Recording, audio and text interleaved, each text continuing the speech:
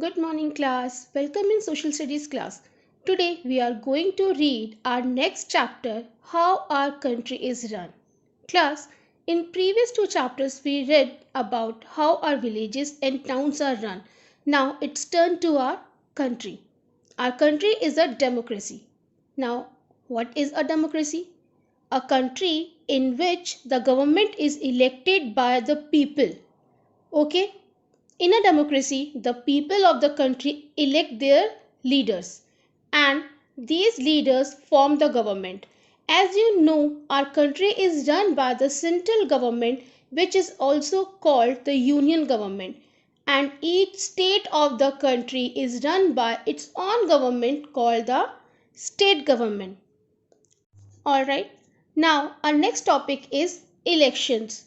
Did you know elections are very important to form a government? Elections to choose the leaders who form the central government are held every 5 years. These elections are called general elections. Any Indian above the age of 18 can vote in an election. The government issues voter identity cards to all voters. On the day of election, the voters go to voting booths to cast their votes.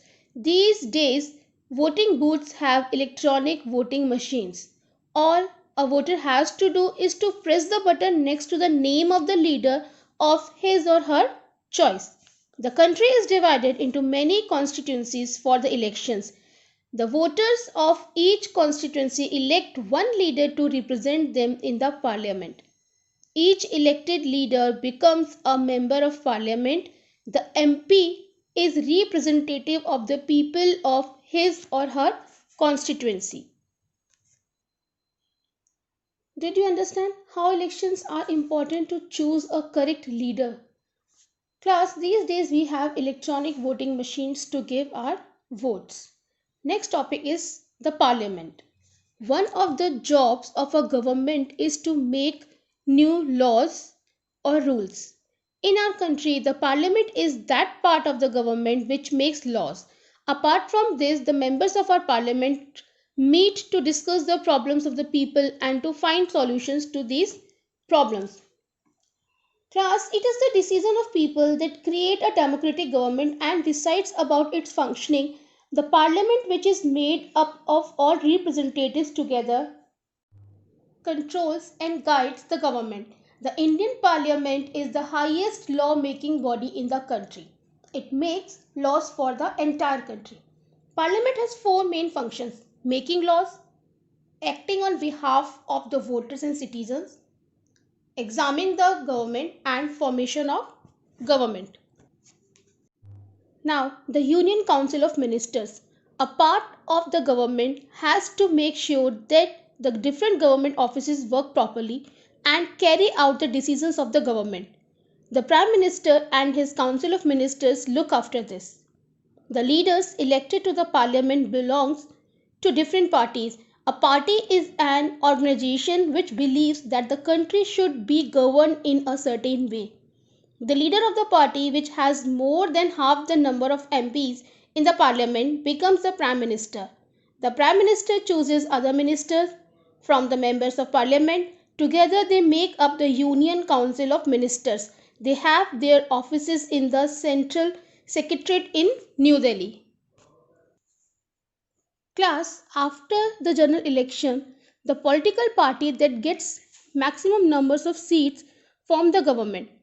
The President of India swears in the leader of that party as the Prime Minister. The Prime Minister is the head of central government and all power rests in his or her hands. The Prime Minister selects the ministers from among the members of parliament of his or her party. These ministers look after separate departments of the government such as defense, health, agriculture, industry and finance. The Prime Minister and these ministers make up the Council of Ministers. Now next is the President. The rules according to which a country is governed form the constitution of the country. Our constitution says that the head of the government will be an elected president and not a king.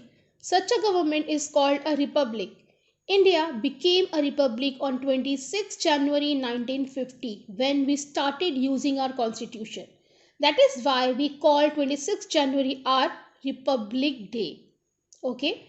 The Rashtrapati Bhavan is the home and office of the president. The president does not take part in the discussions in parliament, nor does he look after the details of governing the country, but he has an important part to play in the making of laws. No new law can be made without the president's signature. The president is elected for 5 years by the members of the parliament and the state assemblies. Each state has an assembly. Its job is to make laws for the state, just as the parliament does for the country. Class, the president is elected by the members of parliament and state assemblies for a period of 5 years. The president is the head of our country. Every decision of the government is taken in the name of the president. Every new law that is made must have his or her signature. However, the real work of running the country is done by the prime minister and the council of ministers. Let us say that the president is like a grandparent. His or her advice is respected by everyone, but he or she does not do the actual work. Actual work is done by prime minister and his council of ministers. Now next is state assemblies. Each state has an assembly. Its job is to make laws for the state just as the parliament does for the country. Okay? The people of each state elect the members of their state assembly during state elections. The leader of the party which has more than half the number of members in the state assembly becomes the chief minister of the state. The chief minister chooses ministers from the members of the assembly. Together they form the council of ministers of the state. The chief minister and other ministers run the state. Okay, listen. State assembly makes laws for the state and it is the highest law making body at the state level. The members of the legislative assemblies like MLA are elected by the people who are more than 18 years of age.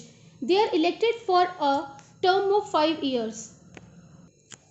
Now, the governor is the head of a state like the president is the head of a country. Alright. Governor is appointed by the President of India for a term of 5 years. After the assembly elections, the governor invites the leader of the party that gets the maximum seats in the legislative assembly to form the government. The leader of the majority party becomes the chief minister.